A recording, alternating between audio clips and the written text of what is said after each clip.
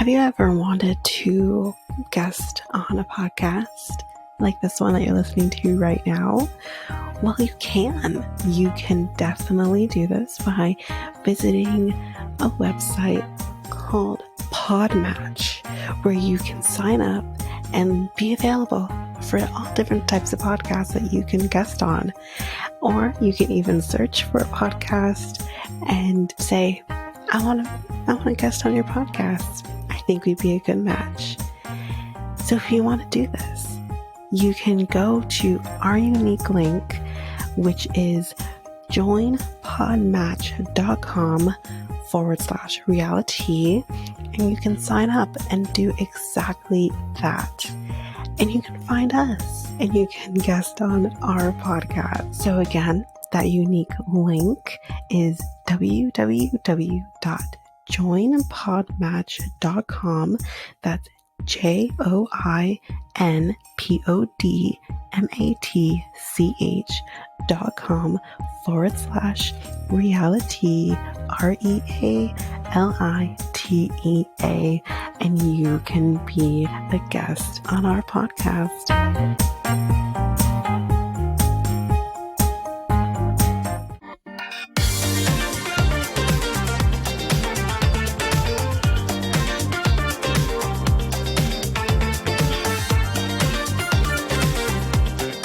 Welcome to Reality Tea Times 2, the podcast where we discuss all the trash reality TV we love to hate.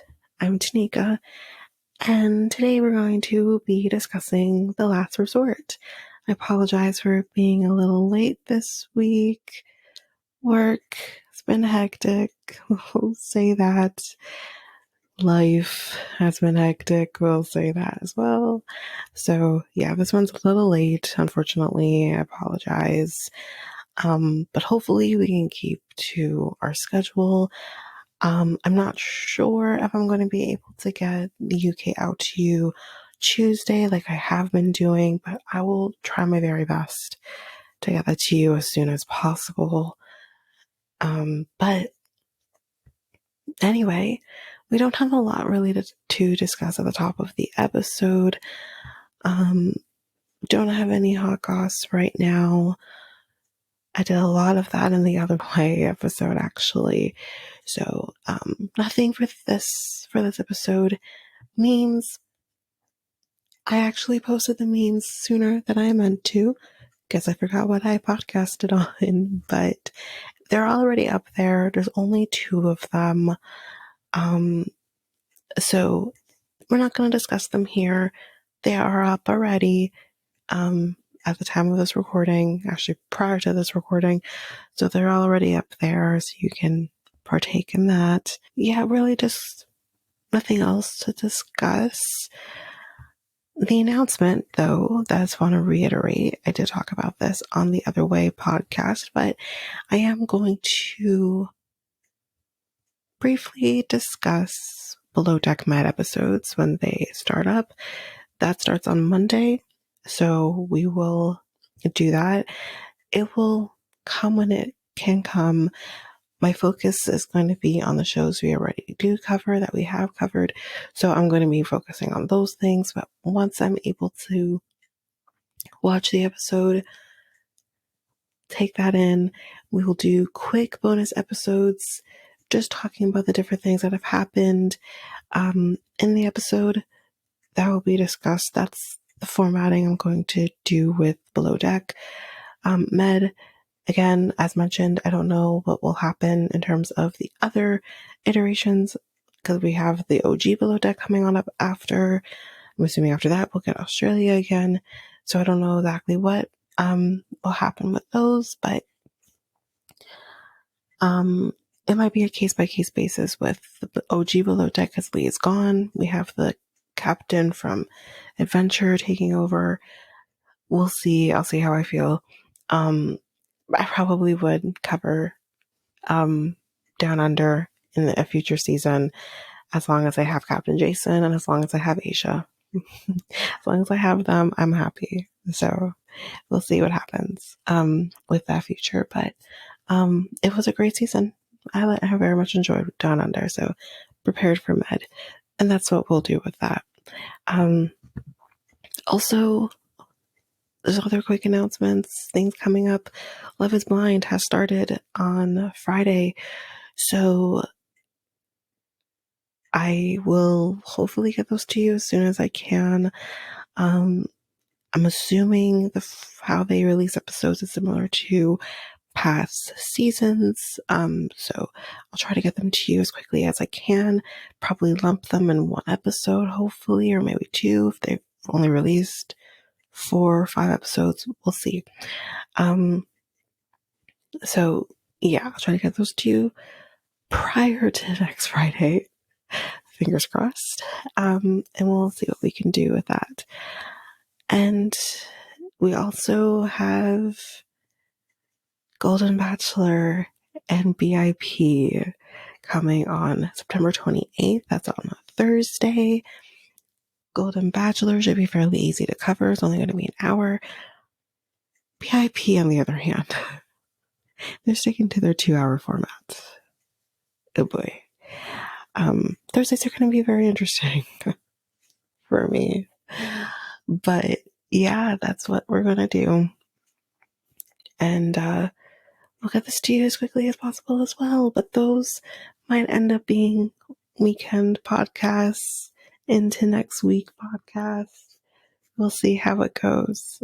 But yeah, I think that's it for the announcements on that. Sister Wives conversation will be at the end of Last Resort. It's a lot longer this time around. But of course, I'll have my timestamps in there so that you can avoid it if you want to.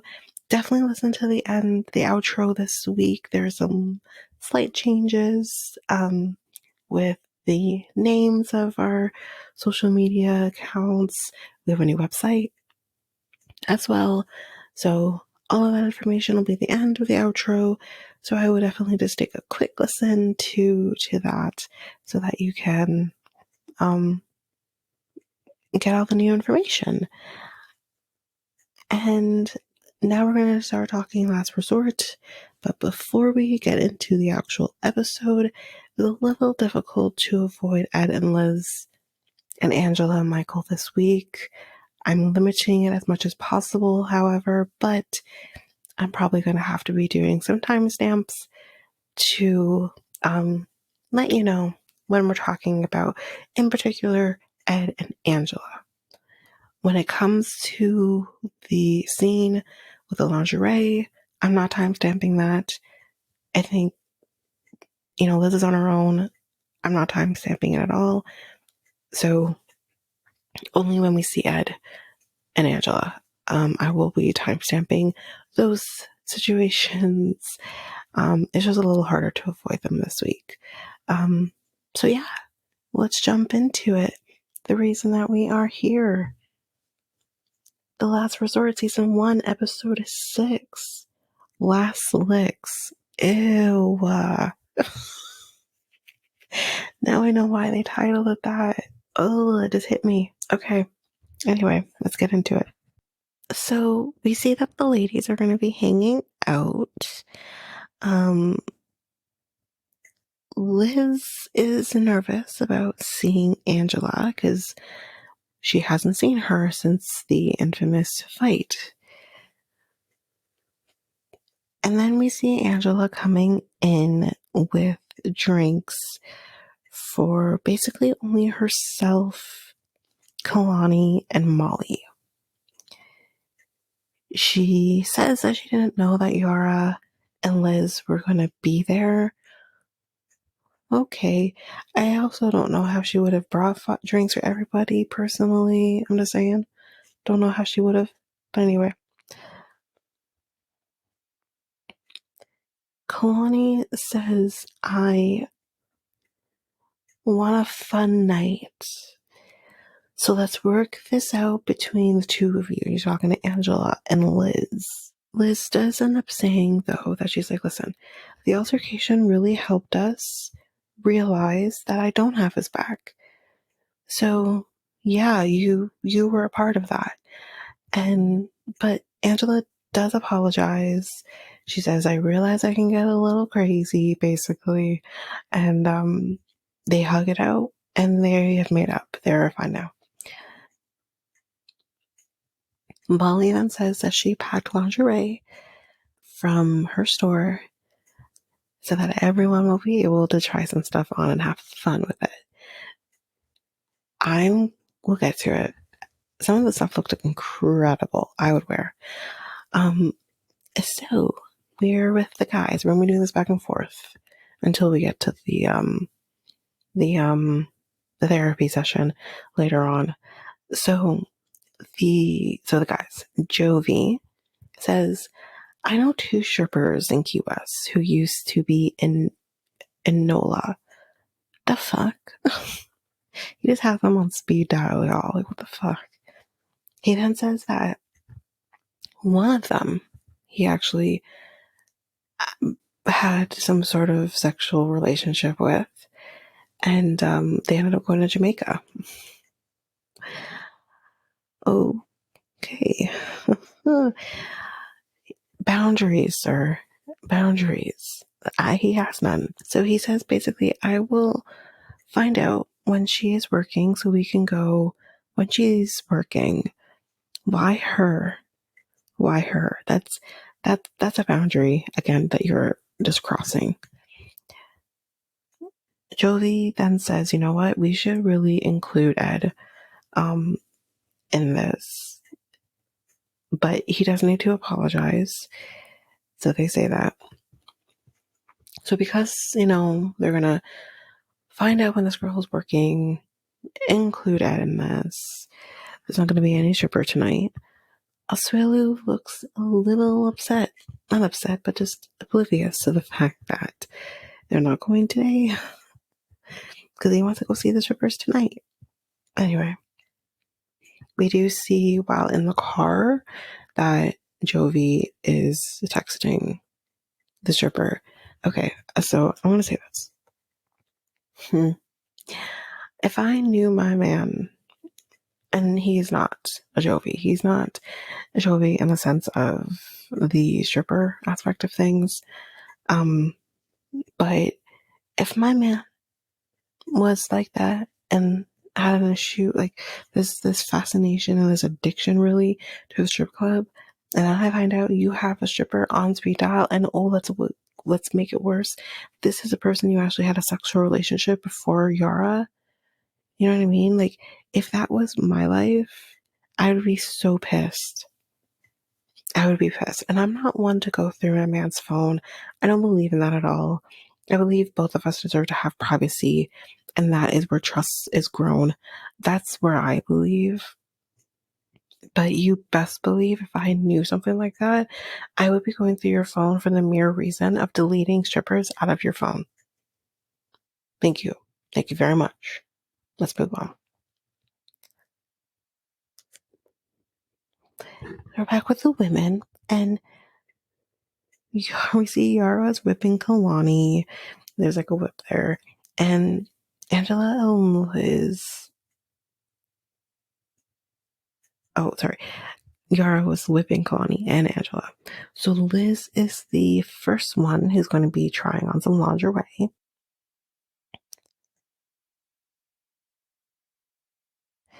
And then we start talking about the Fat Cat Club and the Razor Blade Club. This is thanks to Angela. And of course, Angela describes it, so we will describe it here as well. I didn't know there were actual names for these things and clubs for these things, but apparently. So the Fat Cat Club is basically a woman who has a fat coochie. Yeah. And then the Razor Blade Club are those women who don't have a fat cat and are more of like a, just a slit, I guess. Angela says she's a part of the Fat Cat Club. That's great. Congratulations. Now, I do know from, anyway, the men I've been with prefer the Fat Cat Club. Um, that is all I shall say. Moving on. Um,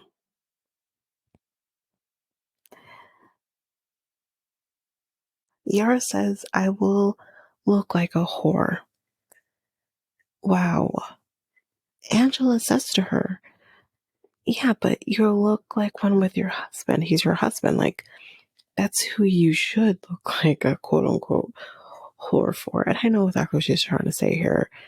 That's how I feel as well. Like, I can be whorish and sluttish with my man because he's not going to judge me. I'm comfortable with him. Um, and I can be that way with him. So then in walks Liz. And my God, she looked incredible. And I loved the lingerie she was wearing. I would wear it. She looked absolutely great. Apparently, Angela says that she turned lesbian because she's turned on by Liz. I mean, she looked great, honestly. And then now Kalani, she's next. Yara here says that she wants to go last because of her insecurities.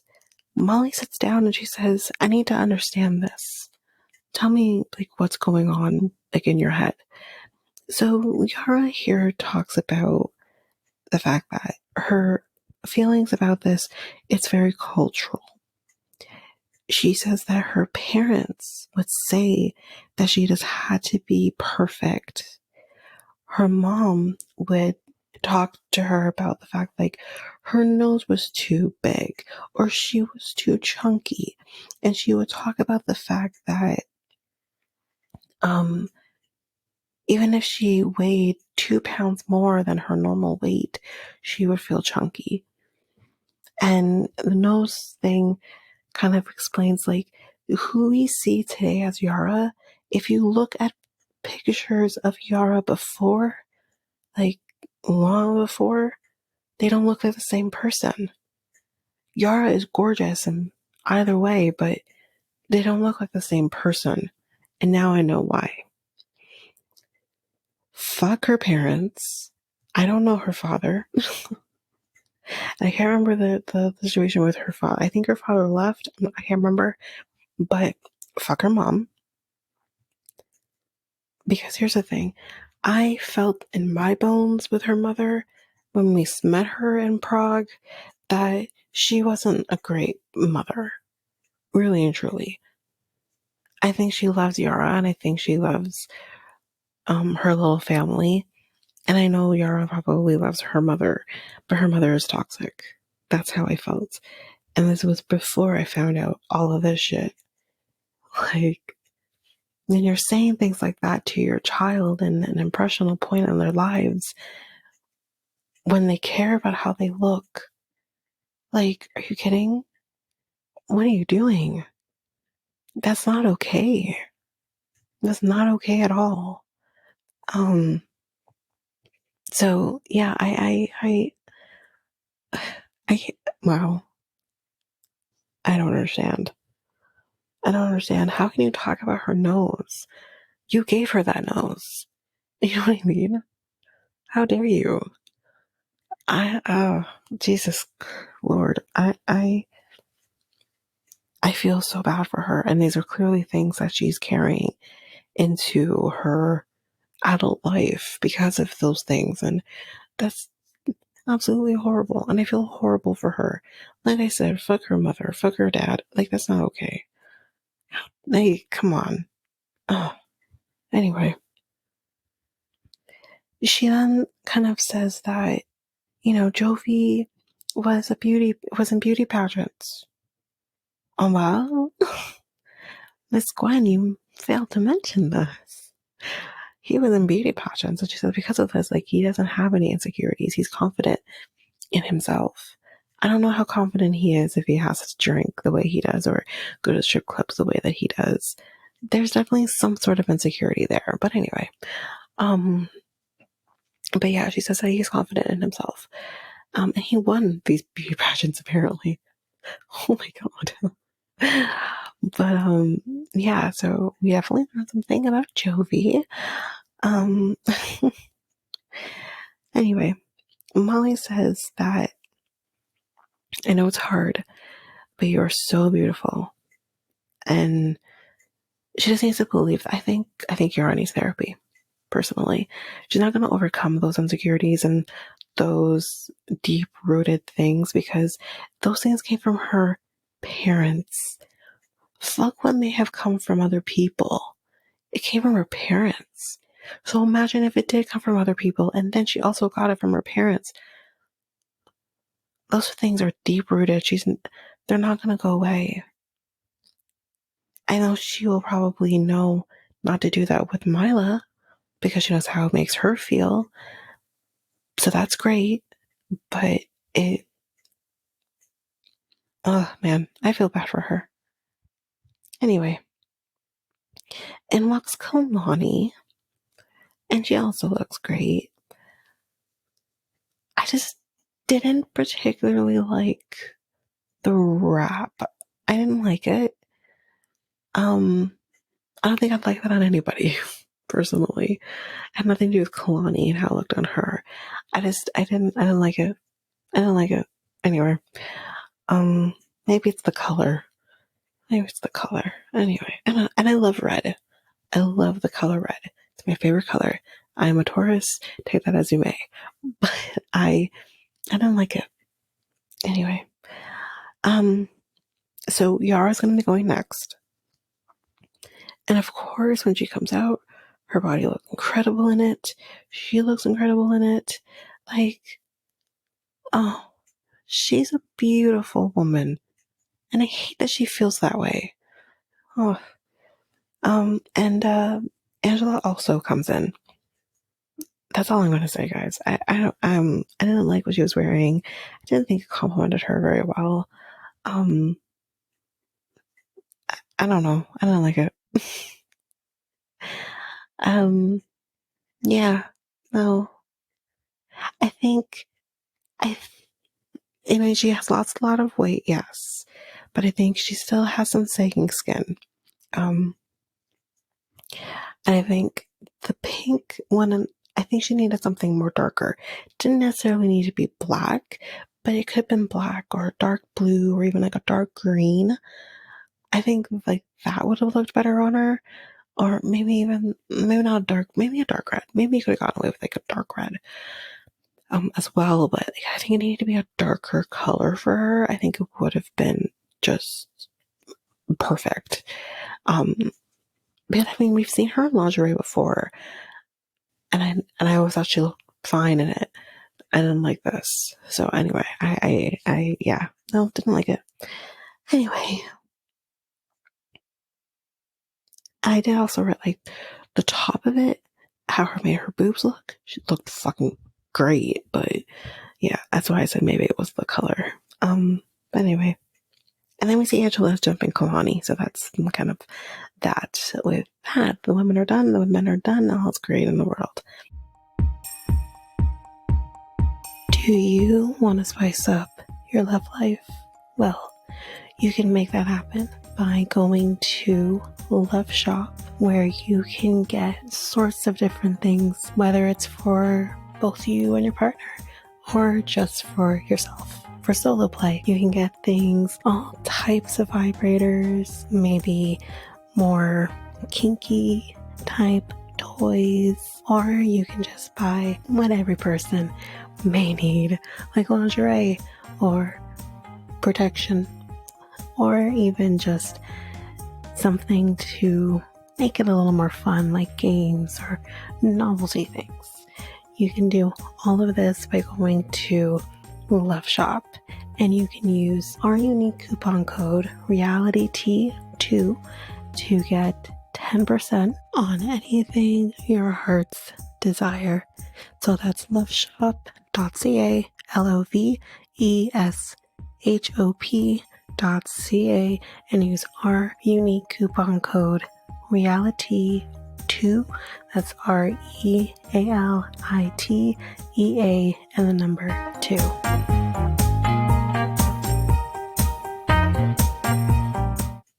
Everyone is going to be going to have some breakfast.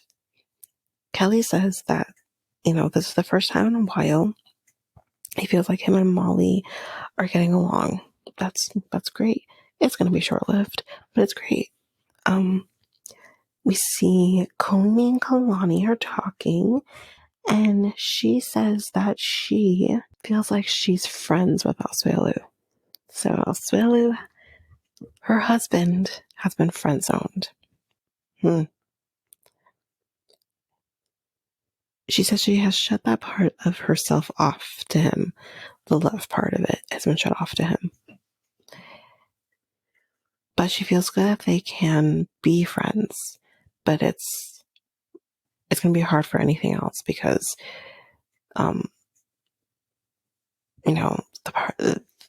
his infidelity,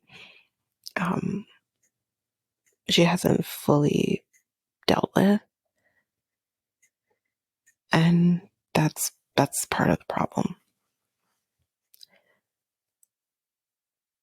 We find out that Liz is hungover, so she's not going to be at breakfast, but we will see her later on at the therapy. We are kind of talking about the past life regression, and that experience with, we all know who, and Angela kind of says, well, my past life, I found out I was Italian. That's it? That's all I found out? Okay. I think I could have easily been Italian in a past life, though. You've no clue how much I love Italian food. It's like everything Italian. I could live on Italian. If I could, I would.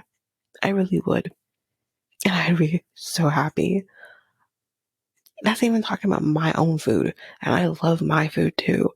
But something about Italian, it's just comfort for me. I think that's maybe it. I love it. I easily could have been Italian. Anyway, moving on. Jovi then says here, we kind of see him talking to, and Ed is not in this conversation. I have to preface this. But we hear Jovi kind of say, listen, if we go back out, again, Ed does come, he has rules that he has to follow. And those rules are that he cannot be the center of attention and no name calling. Molly says, good luck. That's what, okay. So this conversation happened between Jovi, Kelly, Molly. Okay, that's it. Because they're on different tables. Apparently, Ed has recently learned what a taint is. You just now found out what a taint is and you have one? Okay. Angela didn't know either, but she says that she wanted to lick Michael's butthole, but he told her no. Listen, I've been asked that before in my past, and I've said no. And I'm just not saying that my boyfriend's one of those people, because I don't believe he was one of those people, but not that it matters. You don't know who he is. But yeah, I love him so much. So much. And I'll go down on him. I don't care. I love to do it. I won't go down like that. I just won't. So it's interesting to see, but I'm also not surprised that, Michael said no, because that's weird to him. Yeah. He basically said, Michael said that it was just too freaky for him. Oh, let me preface, Michael is here on his stick. So, yeah, he says too freaky for him. Kalani then says, okay, let's ask everyone if you have either licked or been licked. So we're gonna go around the table. She goes first, and she says, I have not licked, and I have not been licked, but someone did ask if he could lick mine, but I declined. And she says, thank you very much. And she says, thank you to Asuelu. So Asuelu was the one who said that he wanted to. Angela says that she has not licked, but she has been licked. And she says that it does feel gross. Thank you for solidifying the reason as to why I will never be licked. Thank you. Yeah, no, I've never really been asked. I have literally, like, these are things like I will talk about with my boyfriend. We'll talk about stupid things like this. And I've literally told a guy, no, thank you. Like, I've literally said no. Like, I've had people say, oh, I would do it. No, thank you. I'm so good. Thank you so much, but no. Mm-mm. Mm-mm. So, yeah, no thanks. So anyway, Ed says that he's licked and has been licked. Oh, so he goes this a little further than what Angela did and says it's chalky, but they enjoy it. Ugh. Ew. I didn't need to know it. Thank you. Anyway, so Kalani then asks him to demonstrate on this flower that just randomly showed up, to see like what he does, and he does it. He literally does it, and it's disgusting. It's disgusting. It was the noises for me, thank you. But Asuelu then throws up immediately as he starts doing it. This man caused him to throw up. My God. He it says, I have. Asuelu said, sorry, that he has pictured doing it with Kalani. But then I saw Ed do it, and I couldn't hold it in. I had to throw up. It's funny. Kalani, then we see the domino effect. She's about to throw up, which then makes Angela want to throw up. Michael's there like, oh God. And yeah. And then Ed is like, all I did was lick a butthole. And everyone is throwing up. Oh, fuck. And the thing is like, he didn't actually lick a butthole. He licked a flower pretending it's a butthole. So this was fucking hilarious. This was so funny. Disgustingly funny, but it was funny. And then because Ed like said this out loud to everybody, everyone heard this. So then Kelly looks like, he's about to throw up as well. Wow. And then we see the absolute impossible happen. Ed comes over to Kelly and apologizes for his behavior.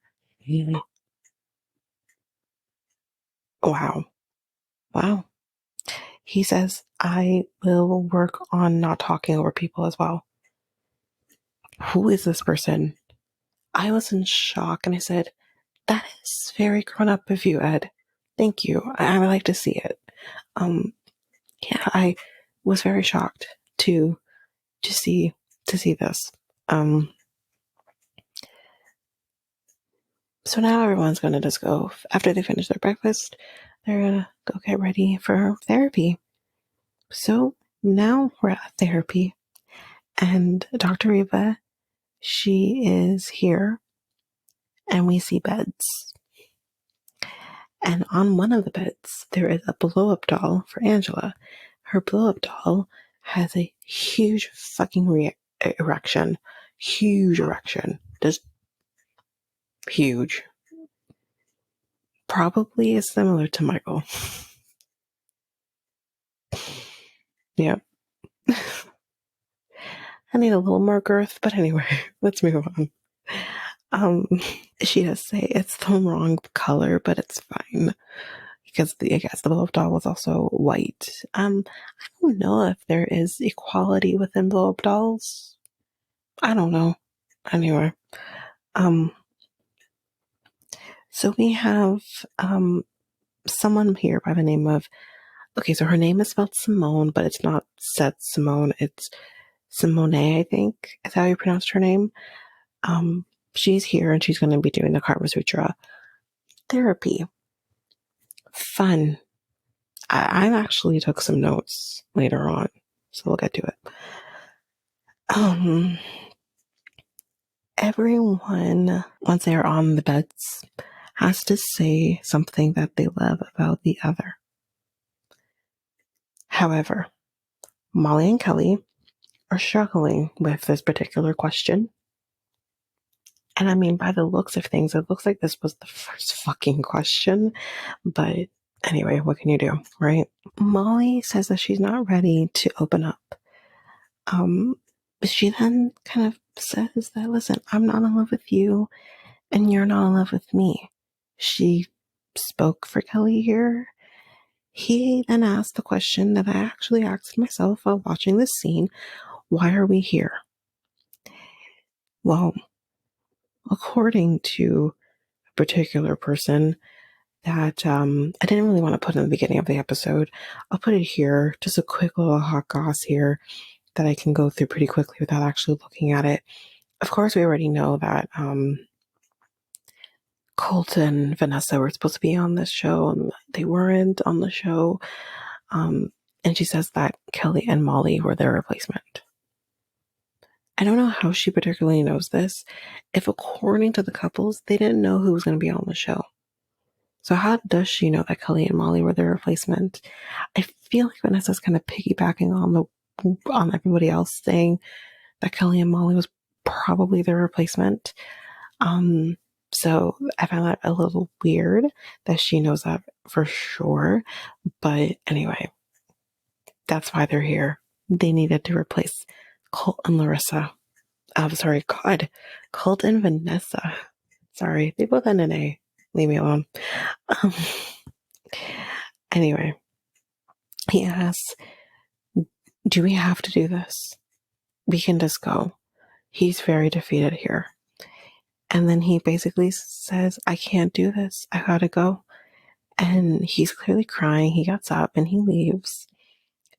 Meanwhile, Jovi and Yara are having a great time. We see everyone kind of asking Molly, like, where is he going? Is he coming back? Does something happen? At one point, she kind of just says to Kalani, this is a lot deeper, so she doesn't really answer the question, which is fine, that's her right. We're kind of back with him, and he says he can't just be there. He says he doesn't feel good about it. And then we kind of see Molly's crying now, kind of going back and forth between the two. But then again, we see another example of playing semantics here. She says that I didn't tell him that I didn't love him. I said I wasn't in love with him and that there is a difference. And she says that I'll always have love for him. Well, to piggyback on her saying that there is a difference, yes, Molly, there is a difference.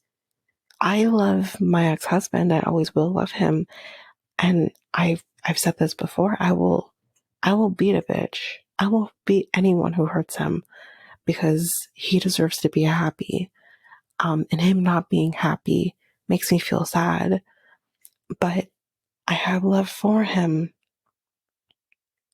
I'm not in love with him. There's a difference. And I can't speak for him and how he feels. But I do know he loves me. I can at least say that. I can't speak on anything else. But, there is a huge difference. Now, I love my boyfriend, but I'm also in love with him. That's where the romantic feeling is, right? That's the feeling of I want to start a family with this person. I want to marry this person in the future. I want to live with this person every day and you see the nastiness of that person and you still want to be with that person and love that person. I want to have sex with this person. That's where the romance lies, is when you are in love with a person. And that's the part that's gone for her, but that's the part that's not gone for him. And when you say that to a person, that I'm not in love with you, and that person is in love with you, that's a gut punch. If I know, and I'm not going to use my boyfriend as an example of this, but I know when I told my ex-husband that I wasn't in love with him anymore, I know that hurt him when that eventually, and me saying that I wasn't in love with him, that happened after the divorce process has started. I divorced him for other reasons, and the fact that I wasn't in love with him wasn't it. But, once I got to that point where I could say, like, listen, I do love you, but the romance that made me in love with you, it's gone. And I know that hurt him. I know it did. And that's something we had to work through. And we did work through it. I would like to think we did anyways. But yeah, there is a difference. That is the problem. And that is why Kelly is upset, because he's still in love with her. And to hear she's not in love with him, it's a gut punch. And he's thinking, why am I here? What am I fighting for if I'm not fighting for my relationship?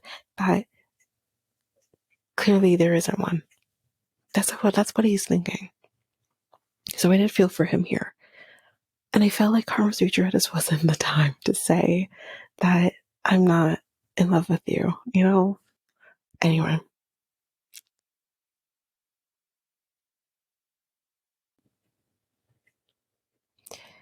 We then see Dr. Reva. She's going to go talk to Kelly.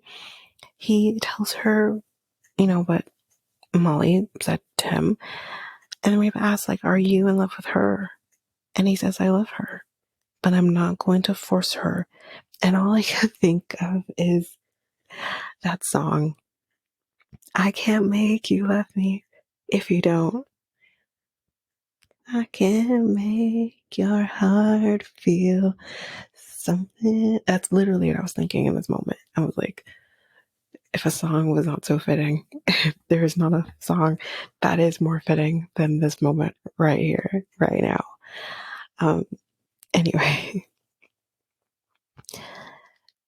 so he says, listen, I'm out, because of that, I'm out. And then we see, like, I'm not sure exactly where Butch was for first here, but Reba comes to talk to Molly, and she says, I feel very alone. And Reba says, I want you to, and I thought this was very good advice, I think, for Molly in this particular moment. She says, I just want you to center you. I want you to come back to Molly, whatever that may be, right? And then Molly gets up and she leaves. And she says that the only thing she hopes for is that they just don't hurt each other anymore. And she's very emotional here. She's crying. And she says, it's a no, I'm done. So we'll see what happens with that. So we're back with Karma Sutra. And there's where I took notes. I will be taking this back to my relationship as well. I've never been one to be big with the Karma Sutra. I was always under the impression that the Karma Sutra was just like impossible to achieve, and what not the things that I just saw. Anyways, so we see different positions. We first see the lotus, which is basically just like facing each other, which is a little, not quite missionary, but a little spice to it, I guess. And I wrote, I would try that. Next, we see flowers in bloom. Now, I would definitely try that. That would be fun. Which again, just look like a different take on missionary, but a little different. A little flower in the mix. But yes.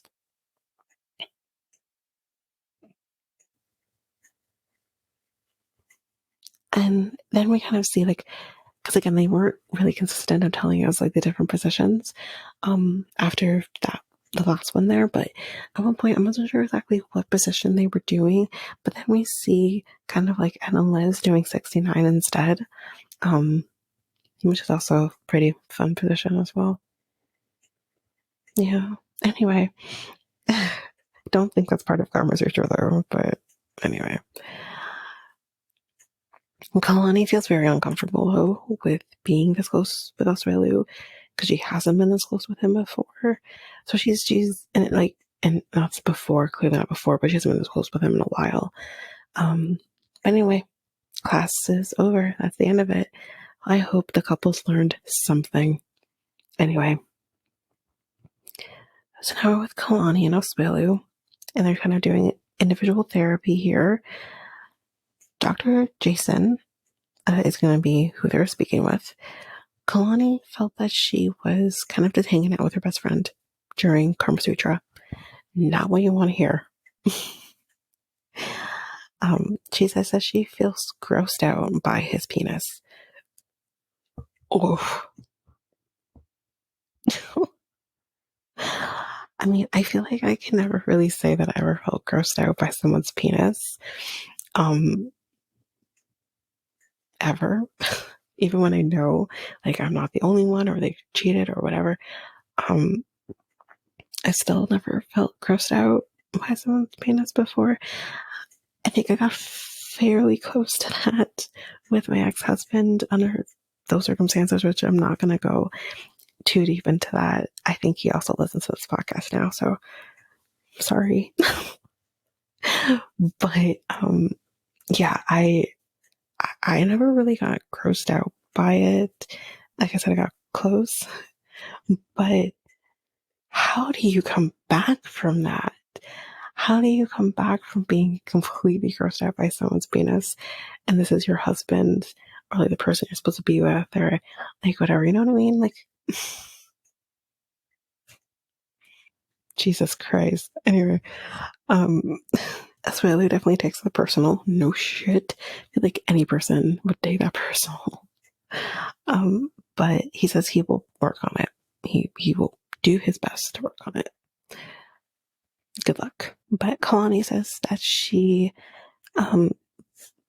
blocked off love towards him because she feels scared to be hurt again. And Kalani clearly hasn't fully processed him cheating. Kalani thinks that he is a good guy because Asuelu feels like maybe I'm a bad guy. And I've seen this before. Again, I'm using the example of my ex here. But he felt the same way that he was a bad guy for cheating on me, hurting me in the way that he did as well. But I told him the same thing. You're not a bad guy. You're a very good guy. It's just you made mistakes. You made bad mistakes. You made bad choices. That's basically what Kalani says to him here too. Then he asks, what is it going to take for you to forgive me?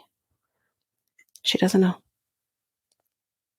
And she's just like, she's in a weird place with feeling like, just feeling like friends at this point. And she says like, she hasn't been there before.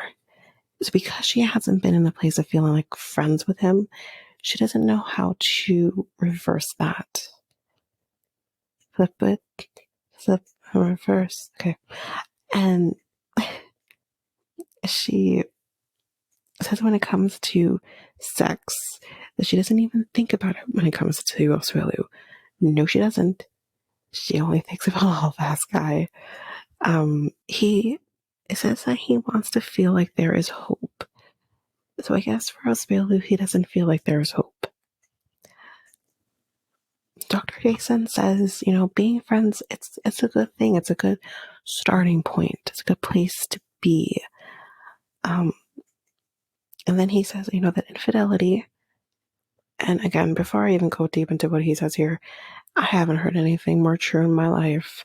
But he says that infidelity is a huge thing to overcome. Amen. It is a huge thing to overcome. But he says that when it can be overcome, and for couples who do overcome it, it does make them stronger. Again, I agree with that.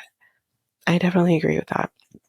I think the biggest thing when it comes in what I've experienced, the differences that I've experienced with my ex, with my current, the differences here is that when you are deciding to do better and work on the relationship and overcome infidelity, the biggest thing here is you have to be completely upfront with everything. I have to know everything. If I don't know everything and I find out things later on, all it's going to do is just damage things. But then when you are dealing with another person who has cheated, has had those situations, and you overcome those situations because everything is out on the table, everything is there. There's nothing I don't know, so that I don't get any surprises later on, which will just bring me right back to those moments and make me regret taking the chance to make it work. And I think Kalani is more on the first option here, the first issues here that I mentioned, because we're going to get a little more information from her in just a little bit.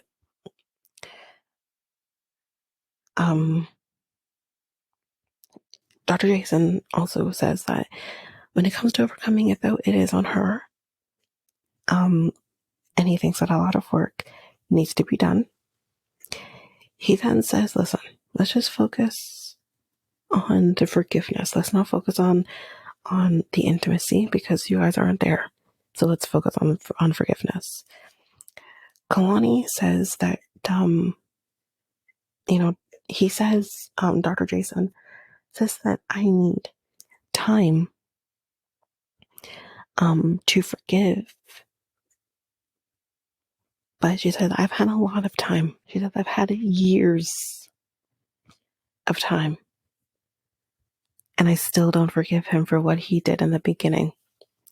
So remember here when we saw this last week, for the coming up on, or the next time on, I should say, I said, listen, if I'm going to hear about how he, quote unquote cheated when you guys were on a break, I'm going to lose it. That's not quite what we found out here. So producers then ask her, what did he do in the beginning? So basically, to sum up what she says that in the beginning, he's been cheating on her. She says he would cheat when they were dating. He would cheat when she was pregnant. He cheated 3 years into their marriage. And now he's cheating. So he's been constantly cheating on her. And she says, how do you forgive someone who keeps doing the same thing that he said he basically wouldn't do, that he's apologized for? He just keeps doing it. I don't know how this man's still alive, because I feel like Lo would have killed him. But hey, she says that she stayed with him because she was pregnant. I feel like she has such a support system surrounding her. She has her mom, her dad, her brother, her sister. She could have left Asuelu there. You could have videoed him, let him see his son, traveled with him, whatever, so he could have seen his son. You didn't need to marry him. I wouldn't have married him if I knew all of that. Anyway, she also says here that she also did it because she thought that they would have been together forever. And that's just not what happened. She didn't want this to happen. She's very emotional here. She's crying. We kind of see her rocking back and forth which just made me feel even more for her. That she is just like, you can just tell, like, she's just in this place. So I'm watching this, I'm just kind of like, okay, did I agree with the whole past guy situation? No, I don't think that was the way to go. However, I think she's now starting to see what a real relationship could look like, what real love could look like, what someone respecting her could look like. So I think because she's starting to see that, it's really hard to go back.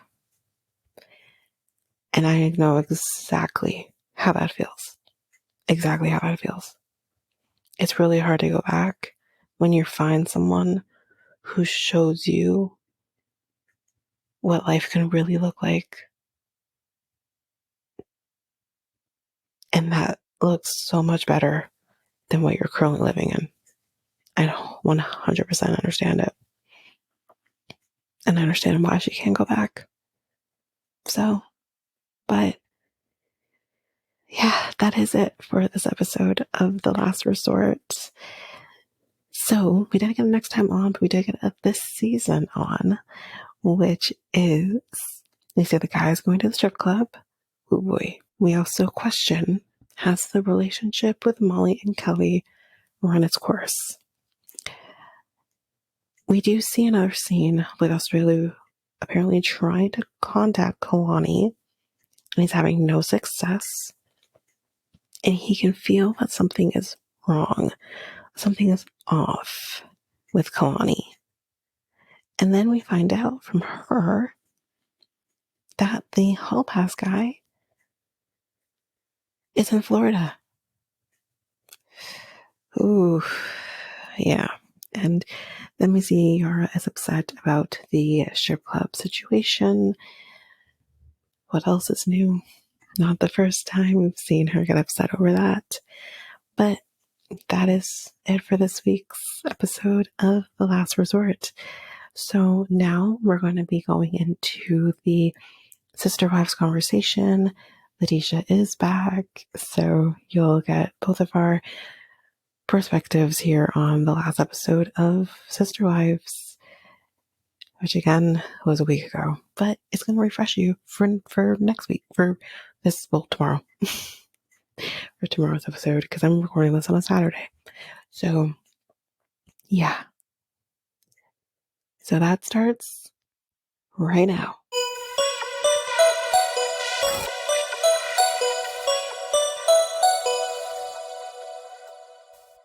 I don't understand why Janelle is so hell-bent on staying in Flagstaff if she really truly, like, she makes the comments of, well, you know, if Savannah wasn't still in school, then I would move to Utah or whatever. So I don't really understand what is holding her there. Just, he's made it very clear he doesn't want to stay in the relationship with her.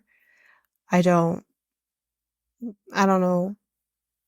I mean, we do see a conversation is going to happen between the two of them next week, about where they're at. And she firmly puts a foot down, and that's great. She should bolt the hell out of there. And I don't understand, like, financially speaking, she is kind of tied to this person and this family, but it's just like, Christine did it. I know Christine wanted to move to Utah, so I get it. But Christine did it. I'm sure to some degree she was tied with the family financially as well, but she did it. She did that fresh start. She needed the fresh start. And I think Janelle and Savannah need that fresh start. And yeah, we are, like Christine says, like, you see the pattern happening again of him, like, being neglectful to Janelle and her kids, same way that we kind of saw with Christine and her kids. But yeah, he's the only person he's really concerned for and is worried for is truly because she's younger. But it's just like, sir, I mean, I don't know. I don't know. I don't know why she's hell-bent on being there. If any, he's just hurting everybody more. And like Janelle says, like, you spent time with McKelty, Truly, Isabel, yet you couldn't buy a gift for Savannah. You couldn't do that. You bought these, like, bikes or whatever for Robin's kids that probably cost an easily, let's say a minimum of $500 a piece. But you couldn't get a gift for Savannah, your biological daughter. Like, let's make that make sense, sir. Make that make sense. And yeah, so kind of where I'm at so far with them. And then the conversation with Mary and Robin, I feel like Robin just has to stick it to everybody just a little more because, yeah, Mary had no clue Isabel was there. How would she know Isabel was there? Because Isabel doesn't live in Utah. She doesn't live in Flagstaff. She lives with Maddie. So how would she have known that Isabel is there? And no one else talks to her in the family. Christine doesn't talk to her. Janelle doesn't really talk to her, I guess. Cody doesn't talk to her. So you're the only other person who talks to her, Robin. So why couldn't you,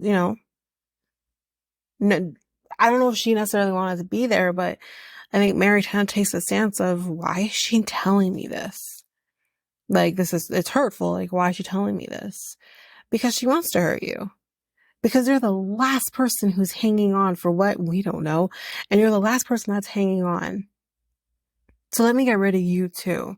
And at the end of the day, that's what she wants. She's getting exactly what she wants. And yeah. And, like Robin talks about, oh, we don't communicate. Of course not. Thanks, Cody, because he's the one that doesn't communicate with anybody. So nobody else wants to communicate with anybody.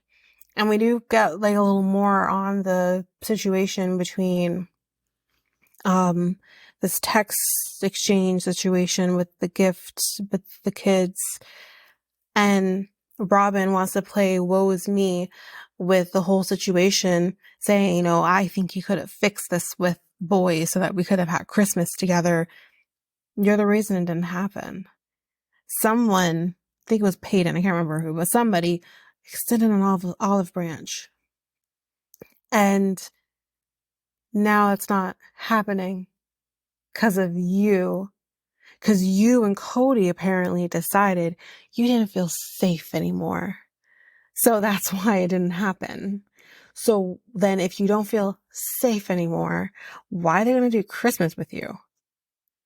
Why? Like, she doesn't hear the shit comes out of her mouth. She doesn't. And then, because I know we had this conversation yesterday, not gonna say to why, but we had this conversation yesterday. He made the comment of, well, I have a phone. The kids could call me too. So I'm going to say what I said then. You're the parent. The parent calls, not, you're the adult in a sense. Yes, maybe you have adult children, but at the end of the day, you're the adult here because those are still your kids. And, you need to extend the olive branch first because you're their father. This whole thing with like Janelle wanting to hold on and stuff because her life's there. I'm like, but why do you want to stay there? And then the other part of it also is kind of like with Cody kind of saying how, oh, I spent my time equally among all of my wives, but I did this test with Christine when we were in Vegas to see if I spent 25 days out of the month with her, you know, would she be happy? Well, she was happy. So, and Christine under the impression of, okay, maybe he'll just balance his time out now. That's not what happened. But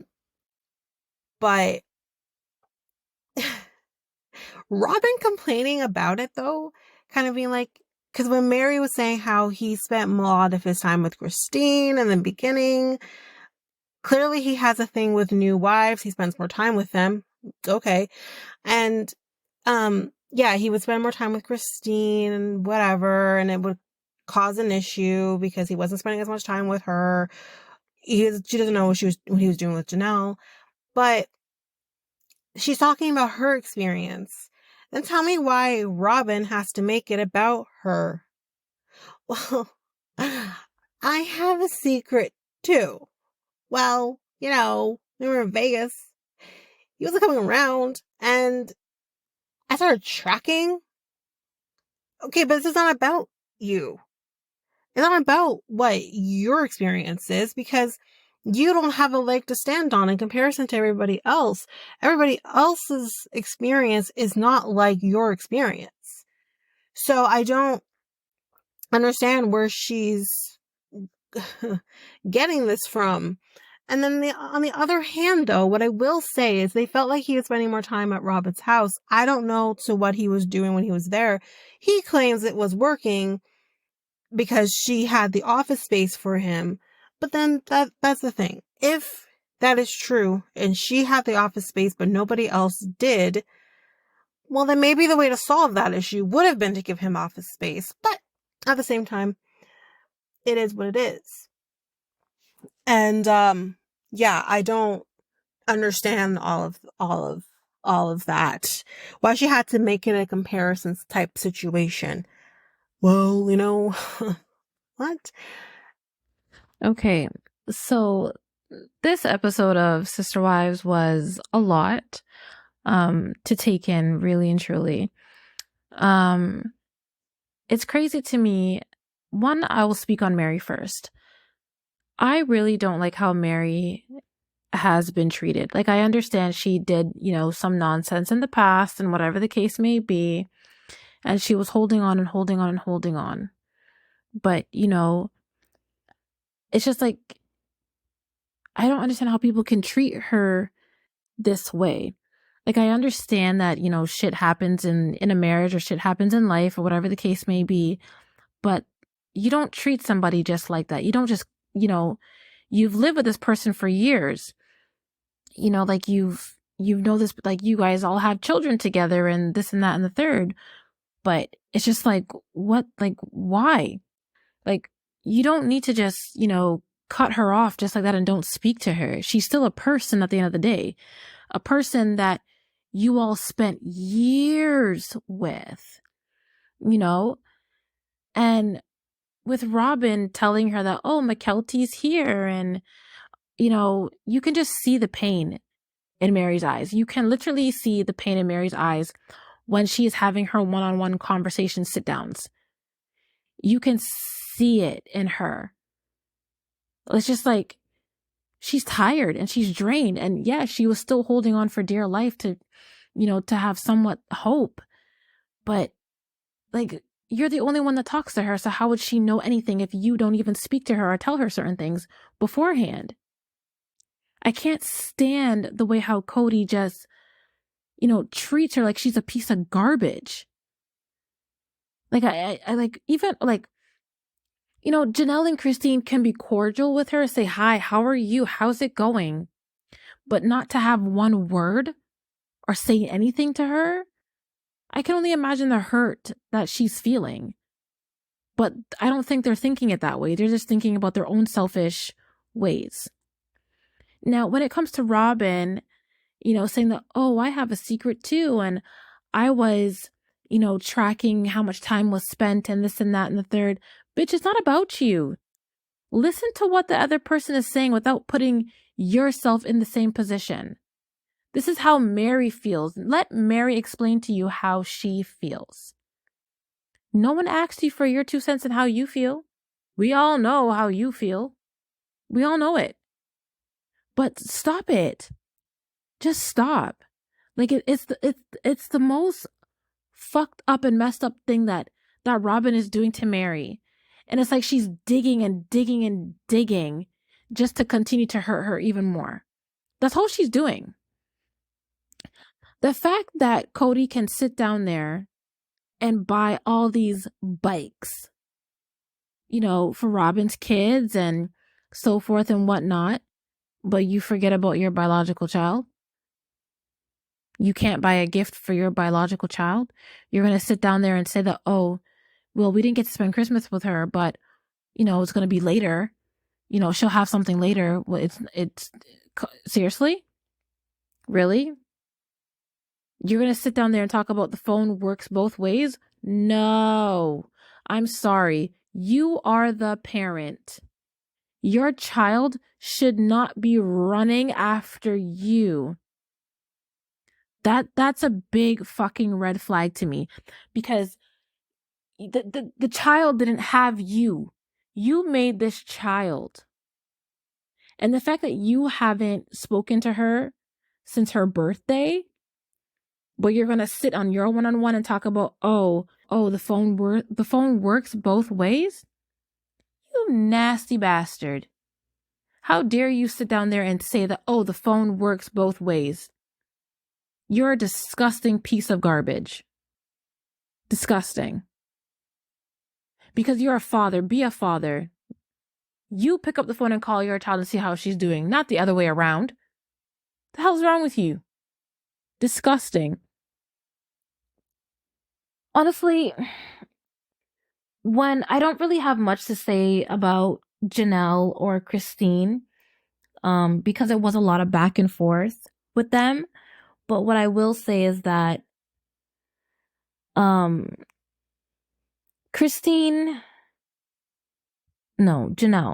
sorry. Janelle can leave Flagstaff. She has no ties there. It doesn't matter if your daughter's in school or not. People move schools, people move all the time. You know, this person sat there and disrespected you, had a big fallout, doesn't give two cahoots about you. But my thing is that she loves him. She loves Cody more than she loves herself, to why she's still staying in Flagstaff. If she loved herself more than she loved Cody, she would have been just like Christine and packed up and left.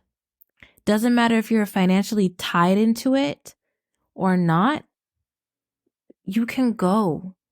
You don't know woman or man in a relationship deserves that kind of treatment.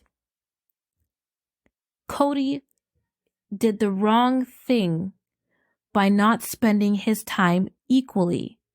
Because I remember telling you as well that I watched the last episode of the new season and then I went back to the first season and watched that first episode.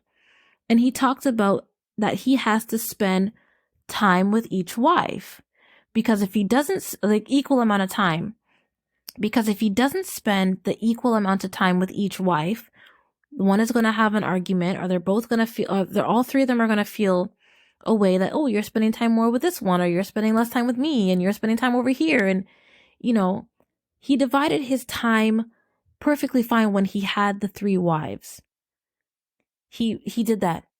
He had a routine. He had it going. Everything was perfectly fine. But then when Miss Little Princess here came into the picture, he was all about it. All about it. Just more time with her. Just every single time was with her. And obviously, yes, the wives knew. They can see it. They're not blind. Yes, you may want to spend a little bit more time with your newly wife and this and that and the third. Okay, cool, fine. But don't forget that you have 3 other wives that came before her. You don't just forget about your 3 wives just to go with Miss Princess over here.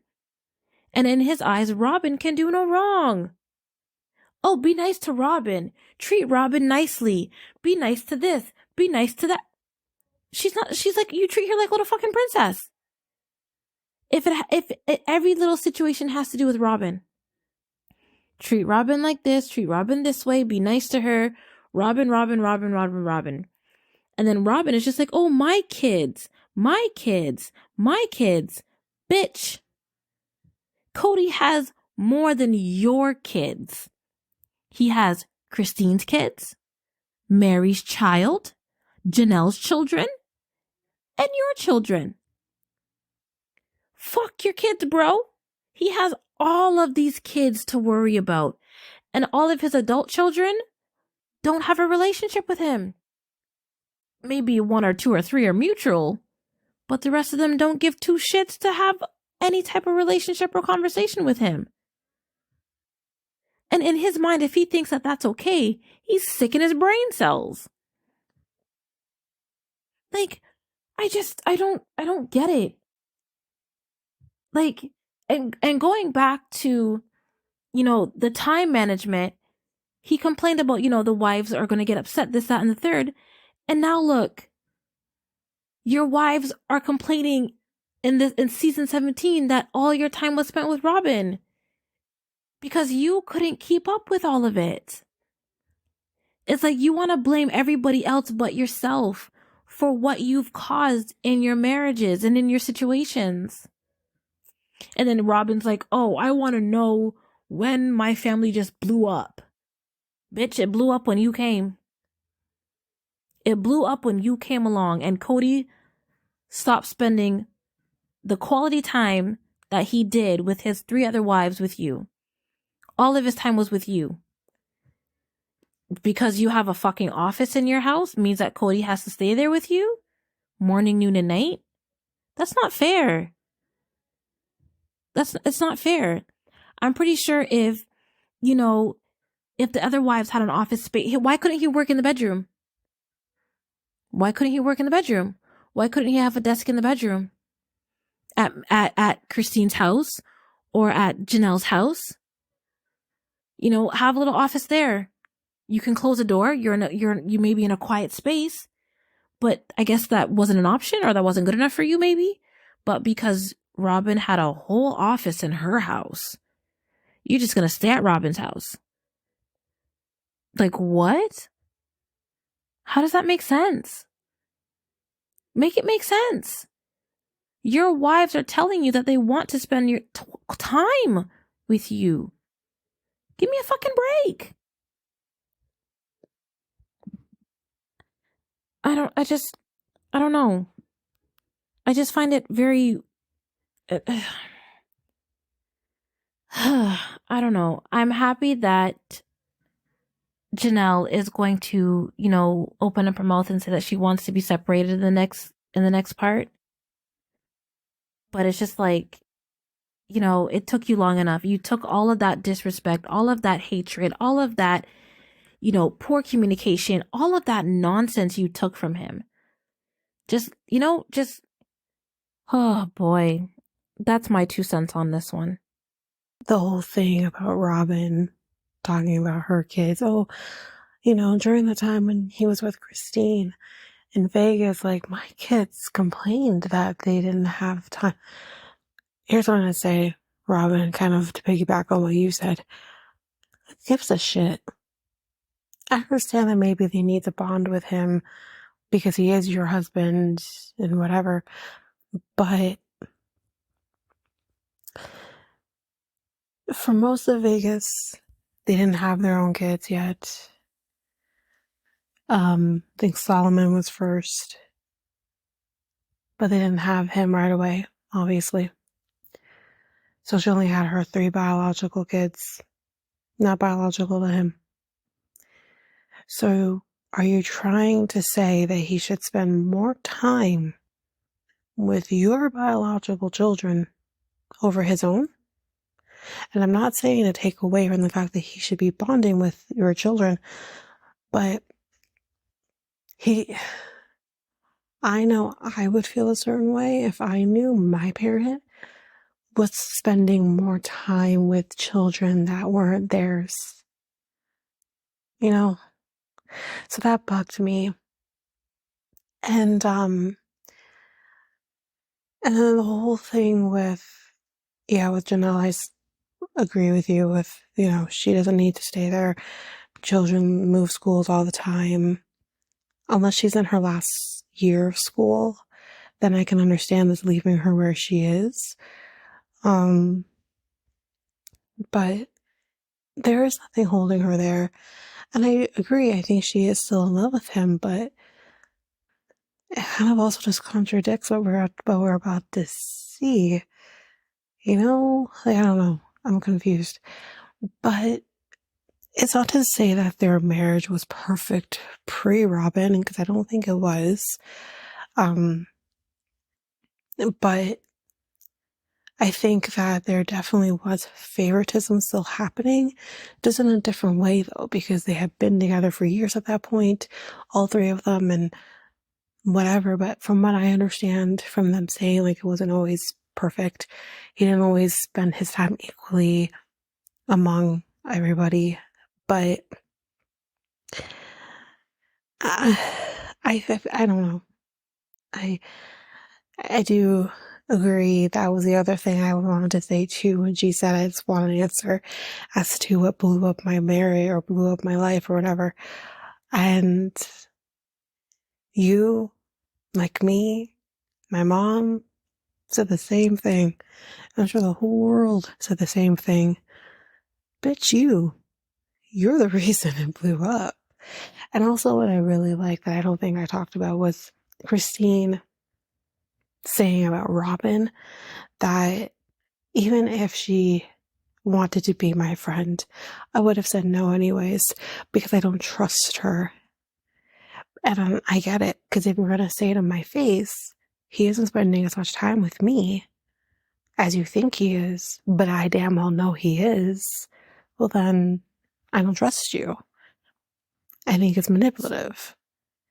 And I also think it's manipulative with the whole office situation too, is the fact that, like, why is it that the other three didn't have office space for him, especially Mary, who had this big house?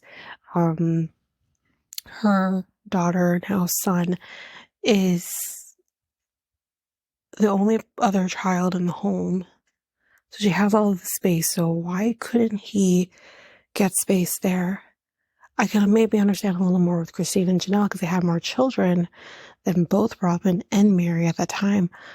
So, but why? Like you said, bedroom. I think my ass and my office at home is my dining room table. You couldn't sit at the dining room table. And I understand that kids can be loud and everything, but then you still have these three kids. One is autistic, and sometimes they can get rowdy, So, like, I don't quite understand. I think it all just comes down to manipulation on Robin's part, on his part, and you have these children of hers that are just under the spell because of whatever. It could be because they just want to make him happy, right? And I think that's a lot more deep-rooted. I think it has to do with the fact that their dad kind of abandoned them. So they want to hold on to this one, make him happy, which that is a whole other situation that maybe needs to be fixed. You know what I mean? And then the other thing that I will quickly talk about too when it comes to Mary, I think there is a lot of tension with Mary right now with everything that's kind of come out about Mary and how she treated the children, how she treated the other wives. It seems that she was a little more on the mean side of things. And I think a lot of things are coming forward now from the children about how she treated them. I think she had been abusive in some instances. So I think that's part of the problem. That she doesn't have this relationship with the older children, same way that maybe Janelle or Christine would. So I think that's part of the problem, why they treat Mary the way they do, especially the children. However, that ended, I think, years before. I'm sure there's things that we don't know that happened even during airing of the series, but like, I don't know exactly when that started, when that stopped, if it even stopped. I don't know. But the main reason that Cody treats her the way he does, is because of the whole catfishing situation. Which, again, he has no empathy, no sympathy, and it's just like, okay, well, can you look in the bigger picture and maybe see why she did that? Maybe work with her, see what can be fixed. But instead, no, what you just do is you just cut her off. Which is why I want her to save herself at this point. Hearing her talk the way she does in her interviews when she's like, I'm sure no one cares if I leave. Oh, I'm sure people don't notice if I'm even around. That's depression. And she's sitting in it for what? For this piece of shit? Like, he doesn't care. He doesn't care about her. So you're just sitting in depression for this person who isn't willing to work with you and sees you as a friend, sees your relationship as amicable. That's what he sees. Also, do we know that they say amicable wrong? It's just me. But like, that's what it is. So, like, I don't know why she sits in this, but I worry about her mental health. So I'm happy that she finally, as we will see, leaves and says, enough's enough. I'm not getting anywhere with him. I'm gonna go live my life at my B&B, and that's that. And hopefully she is mentally healthy. And then she's also dealing with all of this post her mother's death. Like, of course she hangs on because this is the only family she has in the grand scheme of things. Like, pretty sure her sister passed prior to the filming of this show. Like, she doesn't really have a lot of family, I feel, or people that she has around her that care for her in that way. She doesn't have that. So I want her to be just, not just happy, but just mentally in a place where she's comfortable in living her life, not worrying about any other people. Fuck Robin. She's not helping you. All he's doing is hurting you more. Fuck Cody. He's not doing shit. Like, the one thing that I will agree here, I think Christine said it was, he doesn't look out for her. And no, he doesn't. He doesn't give a shit. He's the kind of person who doesn't give a shit while she's alive, but if she were to die today, he would cry about it. That's the kind of person he is. Fuck your tears. You know what I mean? But anyway, that's it. So if you like what you heard, please share Reality Tea ×2 with everyone in your life. That's going to help with our growth. And we really want to grow this podcast. Another way you can grow it is by also rating and reviewing us on either Apple Podcasts or Spotify. The links to those podcasts, links to the Spotify and Apple Podcasts, will be in the show notes. Also, you can find us on any of your favorite podcast apps, but if there's an app that you don't see us on, that you want to see us on, please let me know and I can get that up on that podcast app. If you are an avid YouTube user, you can listen to this podcast on YouTube by going to Reality Tea ×2. If you want to connect with us, you can do so by connecting with us on either Facebook at Reality Tea x2 or Instagram and Threads at Reality Tea x2 podcast. You can also email us. We would love to hear from you. Also, if you want to guest on the podcast at some point, whether we talk about your favorite show or just get to know each other, you can email us at realityt x2@hotmail.com, and you can make that request and we can talk and we can figure that out. So you can email us at that email. We have a new website where you can get links to everything. You can get links to our Facebook page, Instagram page, Threads, Spotify, Apple Podcasts, everything your heart's desire, as well as we do now have a Discord.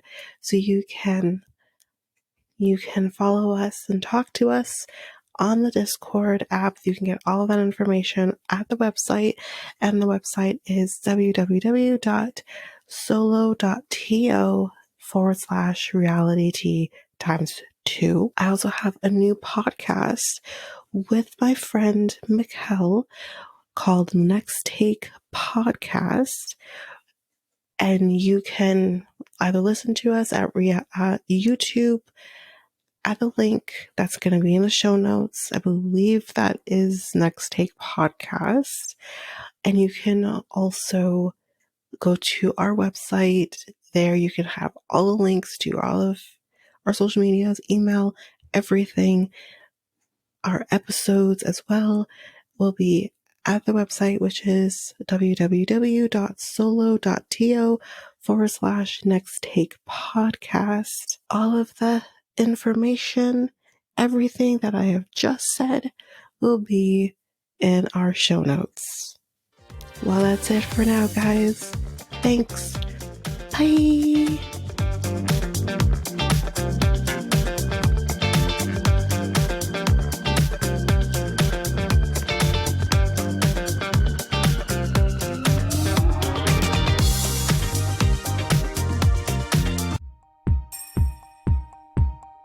Have you ever thought of starting your very own podcast? Doing the research, I found something that would have made editing easy and seamless and makes the podcasting experience just that much easier.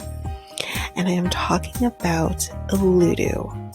This is a podcast software that I use for editing of our episodes. It is amazing. It is easy. You're also able to get help from doing chats and getting the information that maybe you just need a little more help with.